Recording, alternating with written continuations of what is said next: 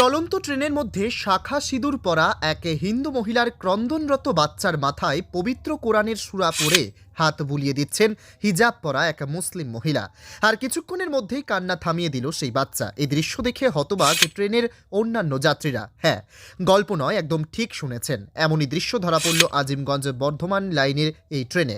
সম্প্রতি সোশ্যাল মিডিয়ায় প্রত্যক্ষদর্শী এক ব্যক্তি বিষয়টি পোস্ট করে লিখেন, আজ ট্রেনে দেখলাম সীতার কান্নারত কোলের বাচ্চাকে আমিনার আয়তাল কুরসি দিয়ে মাথায় হাত বুলিয়ে চুপ করানোর দৃশ্য। ভিডিওতে দেখা যাচ্ছে ভিড় ট্রেনের মধ্যে দীর্ঘক্ষণ ধরে মহিলার বাচ্চা কান্না করছিল। শত চেষ্টা করেও যেন কোনো মতে কান্না থামানো যাচ্ছিল না। সেই সময় পাশে বসে থাকা এক হিজাব পরা মুসলিম মহিলা কোরআনের একটি সূরা পড়ে তার মাথায় হাত বোলাতে থাকেন। অবাক করা বিষয়, মুহূর্তের মধ্যেই কান্না থেমে যায় শিশুটির। আর এই ঘটনায় হতবাক ট্রেনে থাকা সকল যাত্রীরা।